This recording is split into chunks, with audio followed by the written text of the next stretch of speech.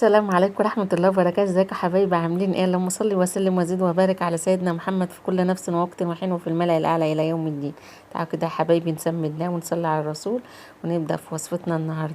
هنعمل ايه النهاردة؟ هنعمل حاجة كده للفطار سهلة وسريعة هتخليكي تريحي دماغك من شيل هم الفطار. معنا هنا كده حبايبي في شفشق الخلاط هنسمي الله ونضيف 3 بيضات. طبعا حطينا البيض لازم نحط وراه الفانيليا نص معلقه صغيره كده حبايبي. ومعايا هنا في المقادير برضه اللهم بارك كوبايه ونص سكر بنفس الكوبايه، تقومي عامله منها كوبايه الا ربع زيت. معايا هنا كوبايه زبادي، لازم نستغل بقى الحاجه اللي مصنعينها كده بايدينا. معايا كوبايه زبادي بيتي اهي تاني اللي احنا اللي عاملينها في البيت، وعندك الطريقه في الفيديو اللي فات لو حابه ترجعي لها، او كوبايتين من بتوع السوبر ماركت العادي. ضربتهم في الخلاط يا حبايبي مع عملوا الفوم اهو. ننزل بكوبايه الا ربع زيت يا دوبك، نص ضربه بس، بدل حطيت الزيت. عامل من عوامل يا حبايبي الكيك انه يغمق معاك انك تضربي الزيت جامد. هنا معايا يا حبايبي في المكونات 3 كوبايات دي، هضيف عليهم رشه الملح وكيس كيك شيف، ونقلبهم كده يا حبايبي وننزل بقى بالمقادير معانا اللي في الخلاط.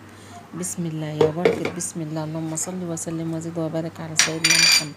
هنا حبايبي معايا بشر برتقان، هتقلب الكيكة في ريحة تانية خالص، هتبقى بيضة قشطة وكل حاجة، بس ما شاء الله الريحة ولا هي بتستوي. هنا حبايبي السر معانا بقى ايه؟ كوباية مغلية. ما كوباية الزبادي ديت مش هو ده المواد السائل لوحدها، ف يا اما تكمليها بلبن، يا اما تجربي طريقة اختك كده وتجربيها بايه؟ بكوباية لبن مغلية. بسم الله، ونضيفها كده يا حبايبي على 3 دفعات، كل ما تفك معانا ونحتاج نحط تاني، مننزلش بالكوباية مرة واحدة. اللهم اهدي اولادنا واصلح حالهم واحميهم وفديهم واحفظهم يا رب العالمين، واشفي مرضهم يا رب ونجحهم ووفقهم يا رب. شوفوا يا حبايبي، اللهم بارك اللهم بارك. شوفوا لازم يبقى القوام معاكي بتاع الكيك عشان يديكي كيك ناجح، ان هو ولا سميك ولا تقيل، حاجة كده وسط بين الاتنين. نضرب كده يا حبايبي ايه؟ ضربة خفيفة. طبعا الفرن مسخنينه على 180 قبلها كده يا حبايبي بقى ما شاء الله. قعدت لها نص ساعة. اول ما تفتحيش عليها الفرن خالص على 180، وفي الرف الوسطاني تفتحيش الفرن خالص.